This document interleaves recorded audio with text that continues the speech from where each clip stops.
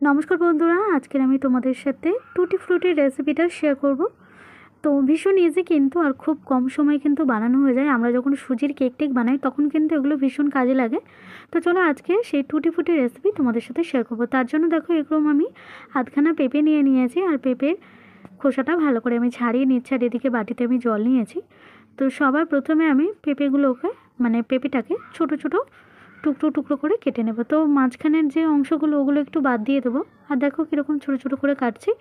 আর যে অংশটায় দানা থাকে সেই অংশটা একটুখানি এরকম চেঁচে একটু ফেলে দেব। দিয়ে আমি পুরো পেঁপেটাকে ছোট ছোট টুকরো করে কেটে জলের মধ্যে দিয়ে দিচ্ছি।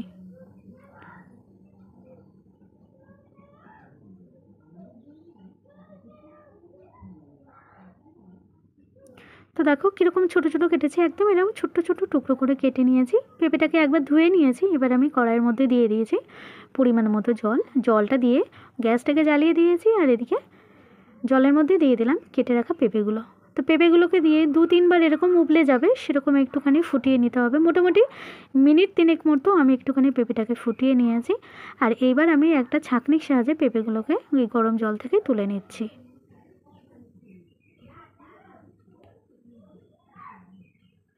তো এরকম একটা ছাঁকনির সাহায্যে আমি সমস্ত পেঁপের টুকরোগুলো তুলে নিয়েছি। আর এদিকে দেখো এটা একটা শিরা।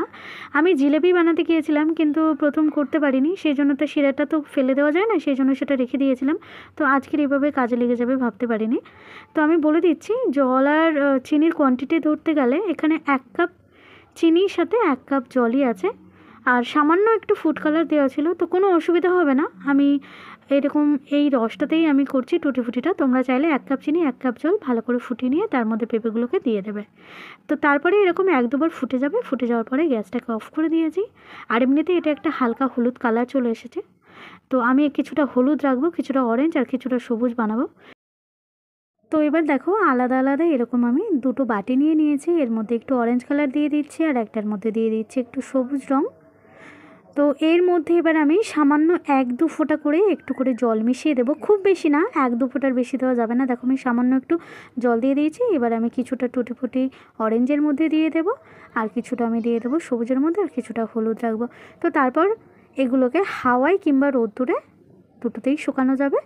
হাওয়ায় একটু বেশি সময় লাগবে, আর রোদ্দুর হলে তো আর কোনো কথাই নেই, 2 দিনে শুকিয়ে যাবে। তো চলো এইভাবে আমি কিন্তু তৈরি করে নিয়েছিলাম এই টুটি ফুটি রেসিপি।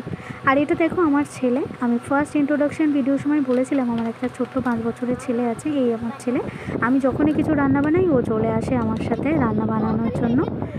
তো আজ এই পর্যন্তই, আবার দেখা হবে এরকম আরও অনেক সুন্দর সুন্দর রেসিপি নিয়ে। আর সবার শেষে দেখিয়ে দিই টুটি ফুটির কালারগুলো ঠিক কীরকম এসেছে, এরকম সুন্দর এসেছে।